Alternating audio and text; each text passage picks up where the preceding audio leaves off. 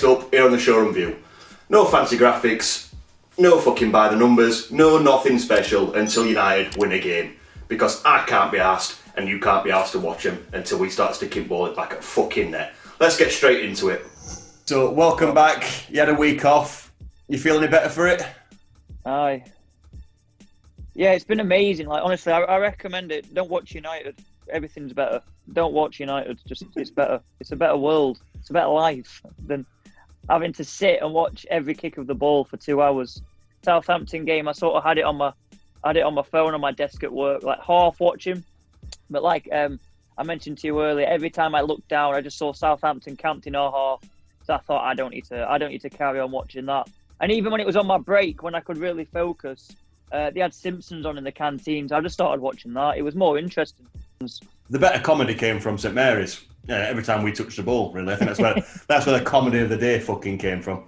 And the small task next of Man United at Old Trafford. 1 second, if we want to talk about it. Well, we're doomed. We're doomed. I think it's a bad time to play them, really. They had a very disappointing, from the Champions League. It's a bad time for us to play anybody. It'd be a bad time for us to play Dagenham and Redbridge at the fucking minute. The thing is, it's like Man U actually sort of need a result at the minute. You know, they had a disappointing result against. Obviously, they dropped out of the Champions League. Very disappointing for them. And the thing is, flipping Ole Gunnar Solskjaer is absolutely useless until his job's in question. Then he becomes prime Alex Ferguson and pulls it out the bag. And it's like I was talking, I think, to some Leeds fans the other day on about they've got Man U coming up Sunday, and I was saying the thing is with Man U, they're nowhere near as good as they were, and they can still have bad games. But the thing is, because they've spent all this money on top players, even if Man U have a crap game, they've got players like Rashford, like Fernandes, that can just in one moment of brilliance win a game. What do we care who they've got? We don't care who they've got. We've got Kean Bryan. We don't care who they've got. You know what though? Right. Never ask me again to do who's your lineup, because the last few weeks I'm thinking I don't want any of them to play. I saw people arguing over whether Norwood was good enough. I just went, yeah, but there's no one good enough. You know what I mean? There's no one good enough. Absolutely no. It's like I'm thinking, maybe flex, but the only midfielder we've got that's any good, I was thinking about this today, is bloody John Lundstram, and he's buggering off in a couple of weeks. What a desperate state of affairs we're in. Where John Lundstram's our best midfielder, and he's held us to ransom, and he's buggering off to Burnley or something. That sums up prime 2021 season Sheffield United. Only player who looks any good, and it's John fucking Lundstram. Fuck's sake! He's going. Imagine that. Imagine if you told a Sheffield fan from the 18-19 season that you'd be begging for John. Well, not begging, but you'd be really disappointed that John Lundstram was staying. John Lundstram was leaving and Ollie Norwood was staying. Don't. Yeah. Every time you open your mouth at the minute, it's crushing my heart, Ben. It's killing me inside. I don't want to do it anymore. There's no fancy graphics. There's no by the numbers. There's no team lineups. There's nothing. Because I'm putting in all the fucking effort to these fucking graphical reviews fancy that graphics. United are doing. There's my lineup. There's my lineup. Get Mark Duffy in. And they can have Joost van Aken at the back. Even when Joost van Aken at the back, they probably fucking beat us at the minute. I just love to see Wednesday play United and we'd both lose 0-0. Sheffield football at the minute is two turds swirling around the toilet bowl, and it's thinking which one's going to sink down the fucking hole first. It's shocking. I just keep trying to look at the women's team and the development team. They're actually quite interesting to watch at the minute. Ben, Travelling Blade, pick up your emotions. Give us everything. What's the score going to be? We will lose 3-0. I can't argue with that. What else is going to happen? I can't argue with that. The only thing I can argue is it's probably going to be more. It's probably going to be fucking more. The thing is, they've got some quick players, some tricky players. Our defence can't cope with that. I suppose it's not at Old Trafford, so they might not get as many penalties. We'll give away a pen. They'll score that. They've got people like Martial. He could tear our defence apart. Rashford, amazing finish on him. I'm going to shock you now because I'm going to say we're going to win 2-0. Right, who would you say? Who do you reckon will score? Ramsdale and Alan Nil. Then where's Fotheringham? Overhead kick.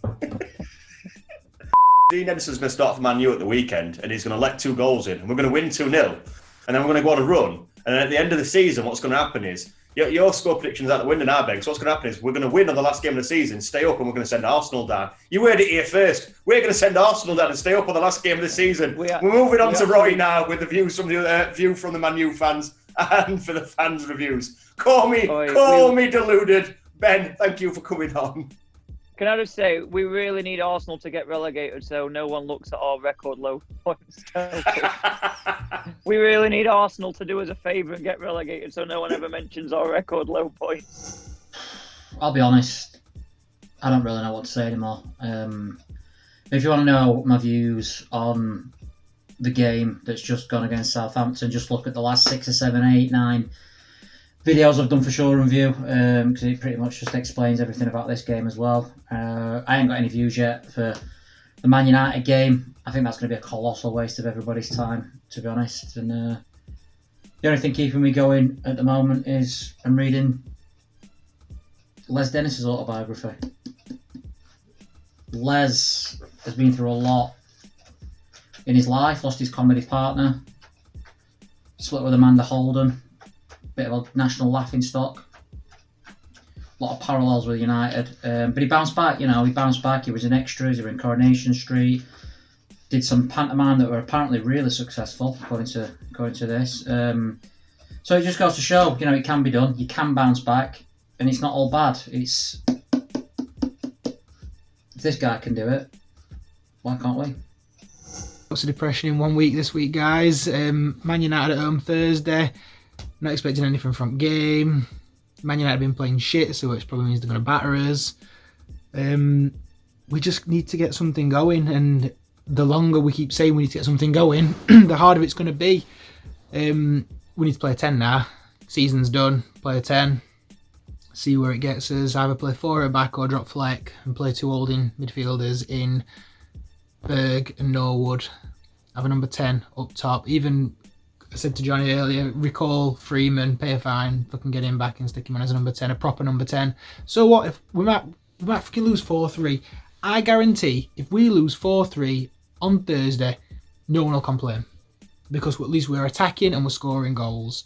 We're complaining that we're losing 1-0, 2-1, 3-0 because we're doing nothing about it. We're not showing any sort of fight and determination. On Sunday, there was no fight and no determination. I turned it off. I had enough for it. Turned it fucking off and thought, fuck this.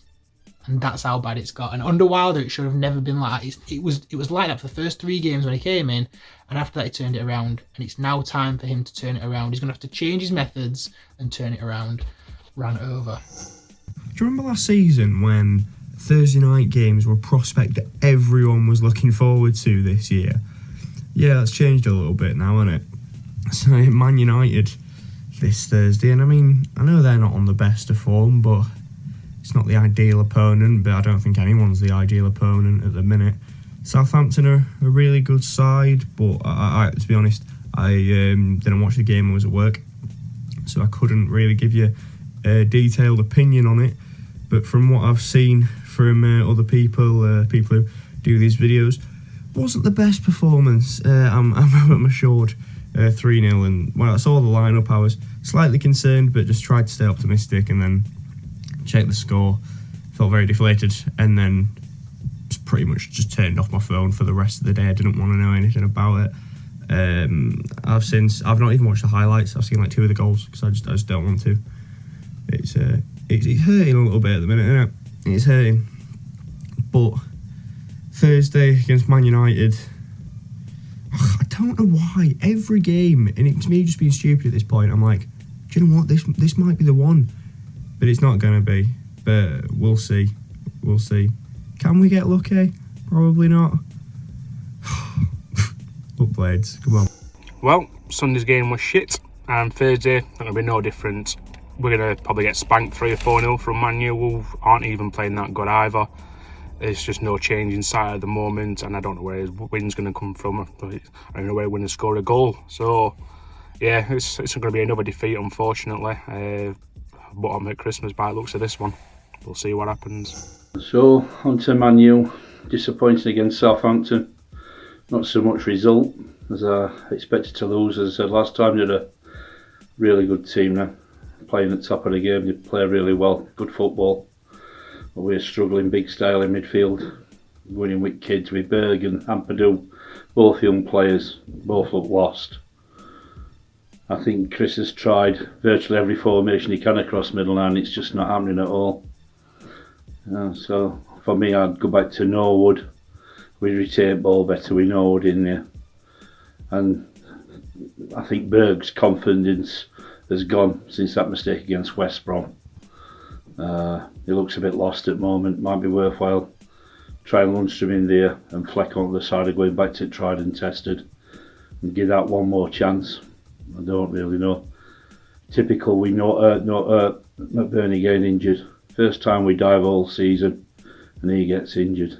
Unbelievable. It's because we don't practice it, obviously. But I ain't got a clue what Chris Wilder's going to do up front. So we'll just have to see. Might go back to Burke. Might try Brewster. I don't know. I don't know really. Hope it's worth a try at this stage. Thank you again to everybody who sent in their previews. I really do appreciate it. We know it's difficult from getting everything mustered up to try and get some kind of review out there that's not, oh, we're going to lose again. As you saw from my last video, I'm running out of ideas how to make fucking content at this current pace.